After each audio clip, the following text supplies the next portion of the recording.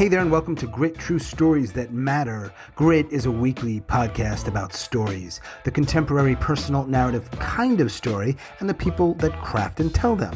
Why, you ask? Well, we want to feature these tellers and their stories, and also to help you, our listeners, craft and tell better, more engaging, more relatable, and more memorable stories. True stories, personal stories, Grit Stories. We're in the middle of season number 3, dedicated to Grit Talks and the best of. And today we have got 3 braided stories from Deja True 4.0. We recently had our event online, and these are 3 of the 8 braided stories. All of them are wonderful. Our stories today are from Johanne, Pelletier, and Christel Bartelse, Ronna, Levy, and Anne Vandy Purky, and finally Francesca, Sobrer, and Neshama Franklin. Thank you, ladies, for letting me use these stories on this podcast. Check the show notes for upcoming events, including Disco Flash and the 99-second Story Slam. And hey, if you can help us out, let folks know about the podcast. Maybe you can share it on social media. And if you listen on Apple, rate and review this podcast. It helps people find it. I know I ask this a lot, but if you could help us out, that would be wonderful. For today's episode, you will hear 3 braided stories back to back to back, and you will not hear this bald guy's voice until the very end. So buckle up and let's dive in. Yeah, I'm at Ikea. I bought a bed here last week. It's called the Skoogbracka, but they didn't have the matching headboard. So I've come back today to get the headboard. I've always loved Ikea. The whole affordable furnishings thing with a whiff of Scandinavian design. Me and Ikea, always good. I'm sobbing on the floor of aisle 35, row K at Ikea. 15 years ago, I swore to never return to this Swedish hellhole ever since the last time I came back here in search of some Vic-Tick chairs with my dad. It took us over 4 hours for that shopping expedition. The endless aisles of stuff, the long lines, the masses of people, then having to find our car again in that football field-sized parking lot. Never mind getting home and having to assemble those chairs with that stupid Allen key. After that visit, I vowed to myself, Ikea, never again. Well, it's always good because I have a strategy. I go early, I avoid the crowds, I skip the showroom, I head straight for all the aisles and bins and shelves of all that stuff so beautifully organized. This is what I love.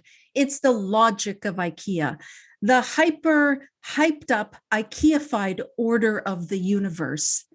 And yeah, I like the cute Swedish product names like the girly cushion and the skanka towels and those giant white napkins that are always on sale, the fantasticks. I always stock up.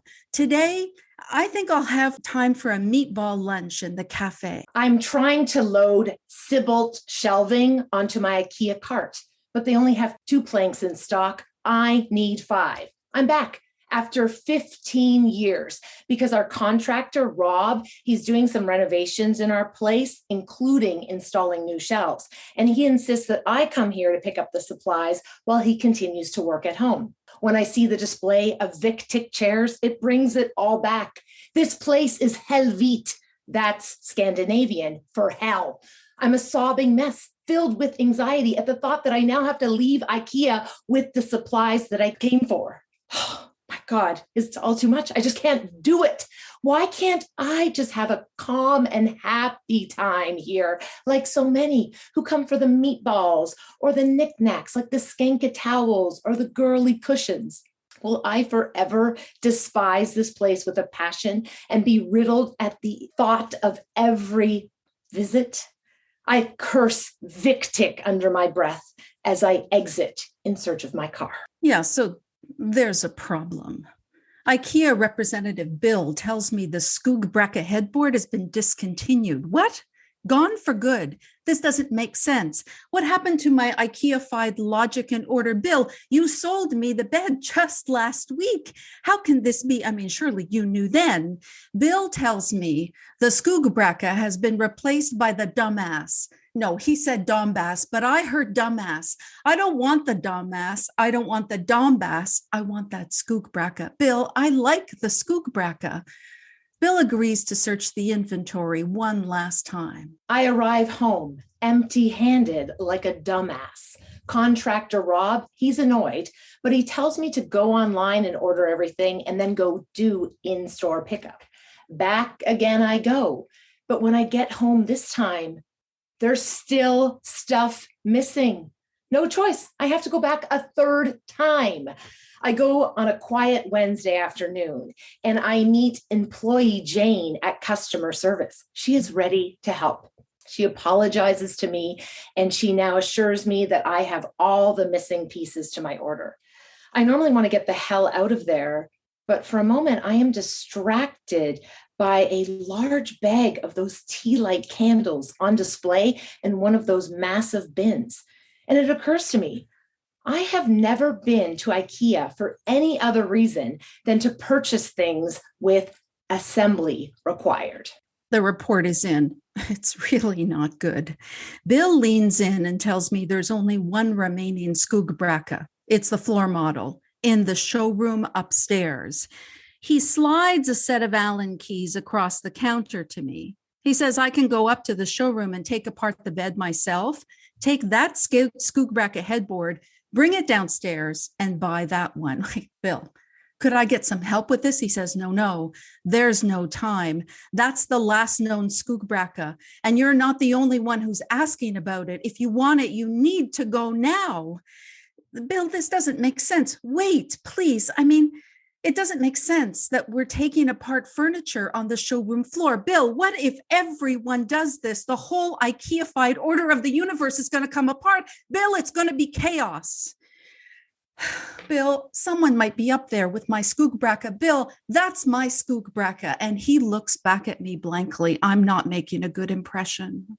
And it occurs to me in this moment, I may never have really bought anything here that required a lot of assembly, that could go out of stock, that even needed an Allen key. My whole smug IKEA order and logic thing is really because I've only ever bought knickknacks here. I grab one of those big blue IKEA plastic bags and I make my way down through the yellow and blue brick road. And I walk past the fantastic napkins and I throw some in my bag because who doesn't need 250 napkins? And then on the second floor, past the skookbraka headboards, I see this huge storage closet on display and I take a photo and both Rob and my husband think it will be perfect. And as I'm admiring it, Jane reappears and she tells me it can be delivered. Yeah, well, look, maybe I've never really known IKEA shopping. Fine, I get it. All that whiff of Scandinavian order and logic is like a chaotic stink to me now. I'm in a Swedish Helvete of out of stock and discontinued. I slowly make my way through this fun maze and I end up in a huge warehouse of plants. Plants! Who knew that IKEA had its own greenhouse? And I take it all in. And it's wonderful. I don't have time for meatballs, no time for fantastic napkins. Hell no. I take my set of Allen keys and I head up to the showroom. Why? I need to go fight for my skookbraka. My bag is filled with napkins and candles and plants and a storage closet on order. Huh? I mean, I get what all the fuss is about. You just need a strategy. You just go on a quiet afternoon, avoid the masses of people, take a little bit of time, and you too can find some Scandinavian magic.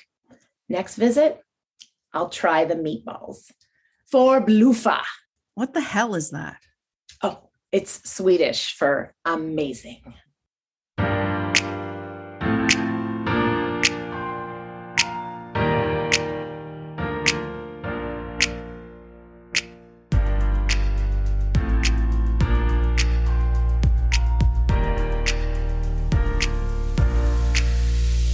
It was fall 1979. I was in college in the film school. I worked as a waitress. I would walk out of the walk-in refrigerator with rutabagas and organic carrots sticking out of my shirt. I was a thief. I stole food. My dad had cut me off because I switched schools. It's fall 1977, and I'm out of school. And I'm working behind the counter in a pizza joint, and I serve slices and sandwiches, and I ring in the register. And then one day, my manager, Luke, says to me not to ring in $50. He says, serve the food, take the money, put it in the register, but don't ring it in. Keep a mental tally, and when you hit 50, then you can start ringing in the sales. He says the owner takes advantage of him, and he needs that $50. He wants me to be a thief. The restaurant was called It's Natural and was vegetarian. So I stole all kinds of things I would never eat, but had to eat because I was hungry. I ate vegan casserole, vegan cornbread, leek stew. I would eat off people's plates. I was constantly famished. I served well. People liked me. I would smoke enough pot to not feel bad about stealing the food. And then one day she came in. She sat in my section with a coffee looking at me intently. Never had anything else but coffee. We talked several times and then I went to her apartment. She also had a dad who cut her off, so now I had an accomplice. She taught me new tricks, like putting imported beer down cargo pants. Because of her teaching, I got bolder. I steal natural wines and organic carrot cake. We laugh and think we're renegades, that we are above the law. I don't want to break the law. I mean, I feel funny stealing, but I like Luke. So I figure, okay, I'll just do it this once. And then soon it becomes like every day. And Luke starts changing the amounts. But you know what? I kind of like the mental math challenge. And I get really, really good at register robbery. And I become a thief. Finally, I was let go. They had to have known about the stealing. Plus, I made no attempt to hide the fact that I was smoking pot in the bathroom stall. One day, Luke hands me a wad of bills. Now, I feel kind of funny taking it, but I think about how he said the owner takes advantage of him. And I think about how every morning when I go downstairs to get the supplies, the owner comes out of his office and he jokes and he laughs at me carrying everything. And he says how strong I am and what a good worker I am. And then he puts his arms around me and he pulls me in and he starts kissing me. I take the money. When I go to restaurants now, I tip exorbitantly. I'm never stoned. That went away a long time ago. But I think I can read the eyes of people who are. And I hope they're not eating off people's plates. And when I go to restaurants now, it's 45 years later. I mean, I don't steal, just that once. And that went away a long time ago. But I hope against hope that bosses aren't trying to kiss their female employees.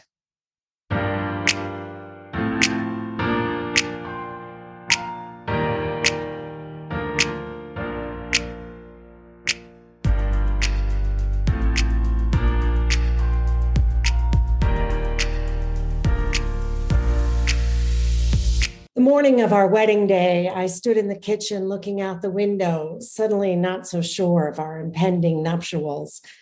Then you stepped into the kitchen completely naked, looked at me with that mischievous gleam in your eye, the one that reminds me of Harpo Marx, and said, "Today is my wedding day. I must do a dance."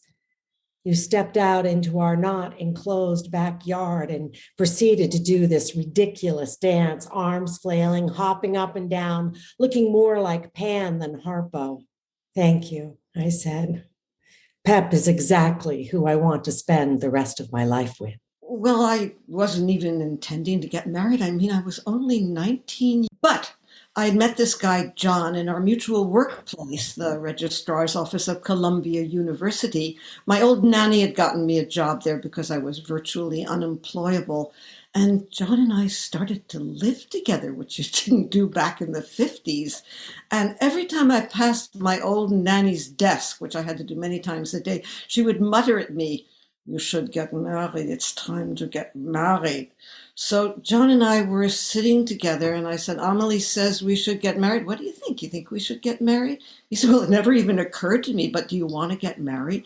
And out of my mouth came this resounding yes, which really surprised me because even though I had been sexually adventuresome, there were so many men out there and I was only 19. But I realized that it might be the greatest sleepover that never had to end. And so I said yes. 15 years later, I'm visiting family on Nantucket. You call me. indescribable pain, horrible gas, a trip to the ER. Should I come home now, 2 days ahead of schedule? Nah, you said, don't worry. Then our friend Bill called. Get here now, he said. Worry. The surgeon tells me metastasized colon cancer, stage 4. The days of not living in my body begin. The constant roar of fear makes it almost impossible to hear. I pull my chair closer to your bed. I take your hand and hold it through the night. You wake. We look at each other for a long time, you know. And then you say, I want to thank you for always being so sexy. I laugh, happy to see that your humor has not been removed with a large section of your colon. One of the great things about John was his incredible sense of humor, which masked deep sensitivity. And he was a big guy, athletic, but there was always something going on with his lungs. He talked about it as asthma, and he used an asthma inhaler. But down the line, later and later, it was clear that something was going on in those lungs. And 3 months before it happened, it was time to see what was going on. And so there we were. There we were in the ICU. This was really serious stuff. It was an infection or an inflammation from something we didn't know what, even though he had been smoking forever. We kind of knew it was not going to work out. We had maybe 3 months to plan, if anybody can plan for an exit. We did the practical stuff, and we did the unspoken saying goodbye. And just before they hooked him up with a ventilator, we looked at each other, and he said to me, Pobrecita, poor little one, in Spanish. Neither of us spoke Spanish, but that was the word we used. I said Pobrecita back, and those were our last words. 4 years later, at least 4 more surgeries. The drumming of fear is deafening. We both know what's coming. I sleep next to your bed. Sometime in the early morning, you slip out the door, out of the room. We never did say goodbye. Well, John had a kind of an amazing sense of timing. And although we were supposed to unplug the ventilator on Friday so everybody would be gathered around, it was Thursday night. And I had my hands on his torso. It was still well fleshed. He looked like a felled Roman statue. I felt under my fingertips an actual leap. And I knew that that was his soul leaving his body. That was the signal. And at that moment, I felt that same kind of vertiginous push that I said when I said yes all those years back. But this time it took me over the cosmos. It made me both huge and tiny. And as I stood there, I realized that John had given me an amazing gift, the second half of a life as an independent woman. Funny how being with partners with you, I was my most independent self. Without you, I flounder. Where is my pep? I often ask. Where is my pep?